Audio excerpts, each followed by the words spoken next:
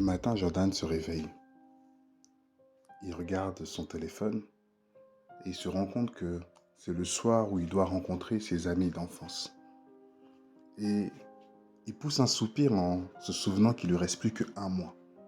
Un mois avant son mariage. Après tant d'épreuves, tant d'abnégation, tant de résilience et de sacrifice. Ça y est, il voyait maintenant la fin de la course pour lui. Non pas le début de quelque chose, mais la fin de la course. Mais en attendant, Jordan est parti le soir rejoindre tous ses amis d'enfance. Ils étaient une dizaine avec lui. À son arrivée, bien sûr, ses amis l'appelaient comme d'habitude. Ah, le Saint-Esprit est arrivé. Ah, le Saint-Pasteur, l'homme de l'église est arrivé. Avec un peu des moqueries, des ricanements. Mais Jordan les a salués chaleureusement, comme en son habitude. Et ils ont passé du temps dans la soirée. Et arrivé un moment, ses amis lui ont proposé de prendre un verre pour trinquer au mariage, pour trinquer au futur projet.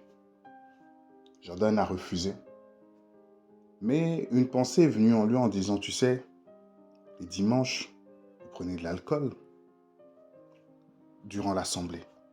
Et le pasteur l'autorise. Tant qu'on n'est pas dans l'excès, on a le droit, on peut. Il se dit, bon, je vais prendre un verre. Au moins, ils ne seront pas déplacés pour rien et je vais honorer leur présence aussi. Alors Jordan prend un verre. Et sans s'en rendre compte, ses amis remplissent encore son verre. Donc dans la discussion, il en reprend un deuxième, toujours dans la même ferveur, un troisième, puis un quatrième vient. Mais Jordan ne se rend pas compte de ce qu'il fait. Et ses amis disent, bah venez, il y a quelque chose qui se passe dans tel endroit. On va y aller tous ensemble. Et Jordan, n'étant vraiment plus lui-même, semblait être absorbé par quelque chose, comme si une voix l'attirait. Un proverbe dira que la prostituée appelle le jeune homme dans sa maison. Et ce jeune homme vient comme un mouton, comme une brebis qui va à l'abattoir. Mais il ne se rend pas compte qu'il va rentrer dans la maison de la prostituée. Et c'est comme ça que dans ce lieu, il y avait des femmes prostituées.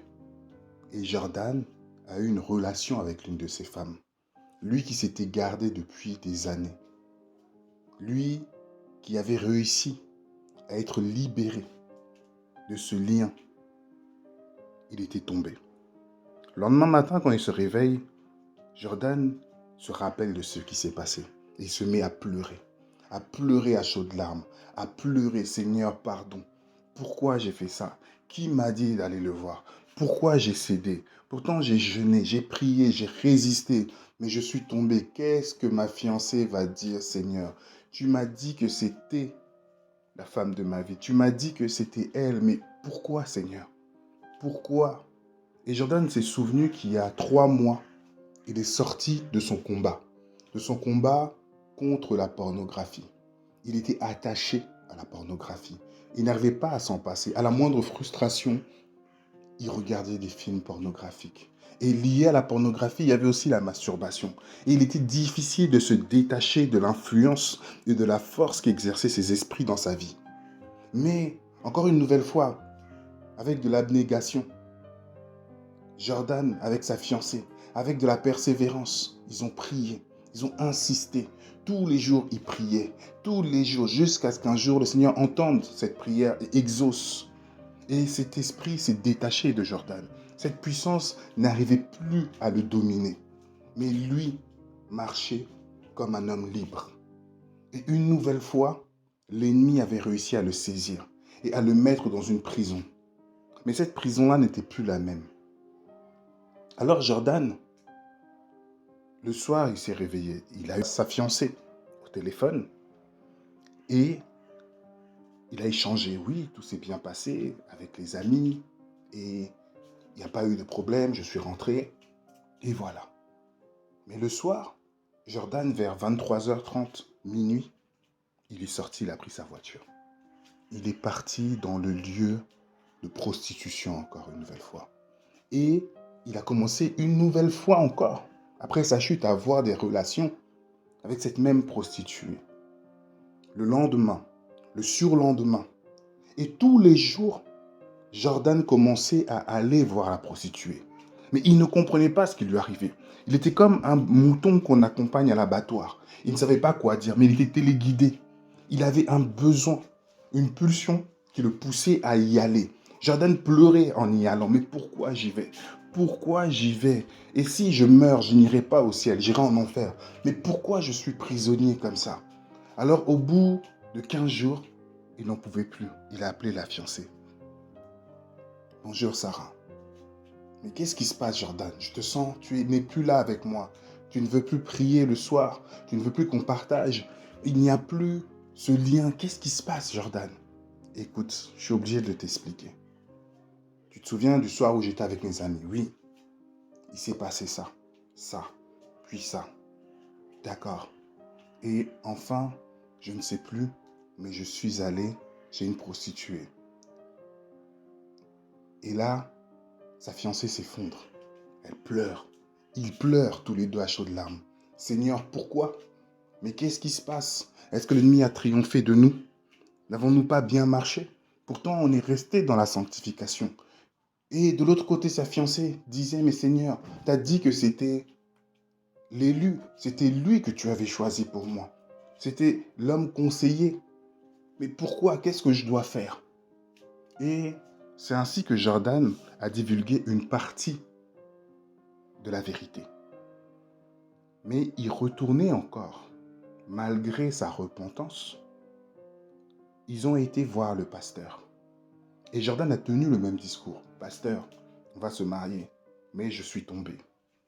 Je suis tombé avec une prostituée un soir. J'étais avec des amis. Le pasteur a dit, c'est rien mes enfants.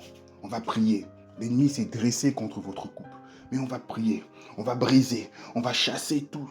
Jordan s'est mis à genoux. La fiancée aussi. Alors le pasteur les a imposé les mains. Il a prié, Éternel notre Dieu, délivre tes enfants, libère ce couple, que les plans de l'ennemi tombent à néant. Et la prière est terminée. Ils se sont dit au revoir, chacun est rentré dans son coin. Ce soir-là, Jordan n'est pas parti aux prostituées. Il se sentait bien en disant, ah, gloire à Dieu. Je pense qu'il y a un miracle. Mais le lendemain, soir, minuit, Jordan se réveille, il prend les clés de la voiture et il va aux prostituées. Le mariage s'approche. Une semaine du mariage, Jordan, sortant de ses sorties nocturnes, une personne l'aperçoit et il regarde, mais ce n'est pas Jordan. Il appelle la fiancée. Mais j'ai vu ton fiancé sortir d'une maison comme ça à minuit. Elle, sans plus tarder, elle appelle Jordan. T'es où? Ouais, je suis en train de rentrer. Mais t'étais où à cette heure-ci? Il est 1h du matin. Non, mais j'avais quelques courses. Jordan commence à bégayer.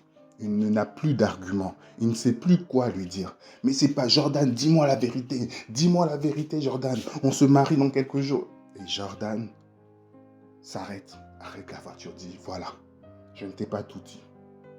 Depuis, je n'arrive pas à m'empêcher d'aller voir les prostituées. Et là, crise d'angoisse pour la fiancée. Elle ne va pas bien, elle crie dans toute sa maison. Tout le monde se réveille dans sa maison. Jordan de l'autre côté dévasté. Est-ce que je dois mettre fin à ma vie? Est-ce que je dois me suicider? Qu'est-ce qui se passe dans ma vie? Et à une semaine du mariage, le mariage est annulé. La fiancée ne peut pas supporter un tel affront en disant, si mon mariage commence comme ça, qu'en sera-t-il du lendemain? Et Jordan, qui s'enfonçait de plus en plus, il commençait à boire, à aller dans d'autres choses. Bien qu'il ait avoué son péché, il aimait aller aux prostituées. Il avait pris goût.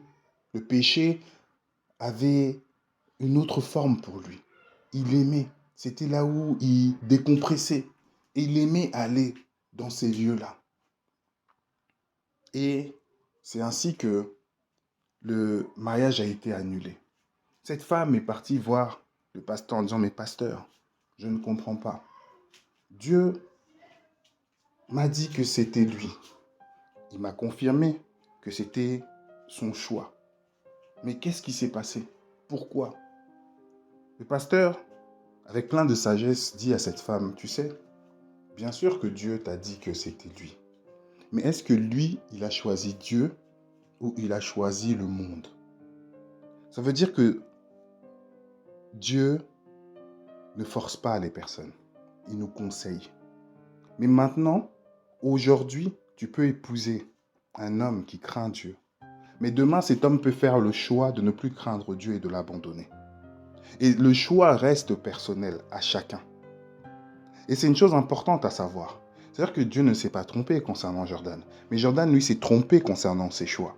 Et ses choix l'ont emmené à se retirer de Dieu, à ne plus vouloir, à devenir quelqu'un d'autre. Il aurait dû avouer les choses entièrement, sans rien cacher, afin que sa repentance soit pleine et vraie. Mais il a voulu cacher.